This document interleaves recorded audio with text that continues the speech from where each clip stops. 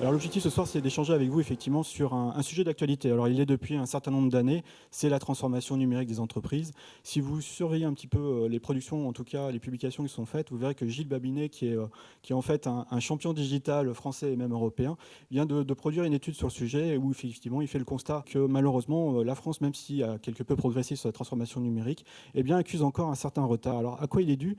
Eh bien déjà dans un premier temps, on s'est aperçu d'une chose, c'est que le constat qu'on fait, et là de façon aussi assez facile et pragmatique, c'est que les systèmes d'information actuels sont extrêmement complexes. On a une richesse logicielle qui est faramineuse, et que ce soit pour un individu, donc un gestionnaire ou un conseiller bancaire, ou que ce soit pour un client, eh bien on voit c'est particulièrement difficile de s'y retrouver dans cette manne extrêmement importante de solutions diverses et variées, de technologies, en tout cas de générations technologiques différentes, on trouve de la bureautique et autres.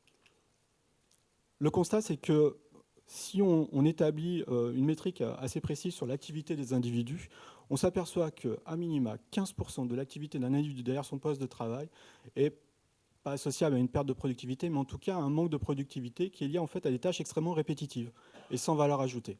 D'accord ?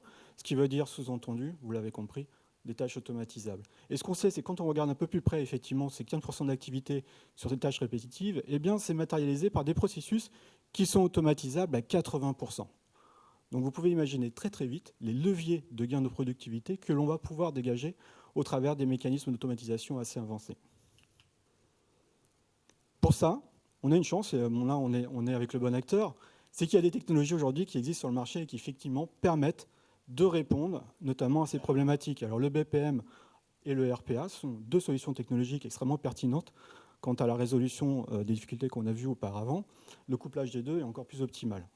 Juste une petite aparté, je vois beaucoup d'éditeurs aujourd'hui, notamment sur la partie RPA, qui commencent à venir travailler quelque peu sur le terrain des BPM. Attention, on est sur deux technologies différentes, elles sont complémentaires.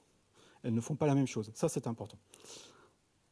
Alors, sur les douleurs back-office, on l'a dit tout à l'heure, effectivement, dans la majorité des cas, si je prends la banque et l'assurance, les back-office sont extrêmement significatifs.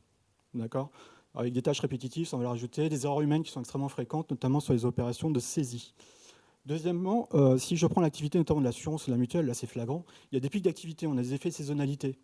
Et là, c'est très très difficile pour ces structures-là de pouvoir mettre en regard de ça la force humaine qui va bien, en tout cas la masse humaine qui va bien pour traiter ces pics d'activité. Donc on a des mécaniques d'engorgement, des problématiques de déficience en termes de qualité de service, et ça amène des tensions au sein de l'entreprise, mais surtout dans la relation avec le client. Si je prends le secteur de la banque, l'assurance aussi bien sûr, mais si je prends le secteur de la banque, la réglementation est extrêmement pesante. Et au fil du temps, elle va devenir de plus en plus, notamment quand on va commencer à exploiter de façon industrielle l'intelligence artificielle. On sait que la réglementation va évoluer à ce niveau-là.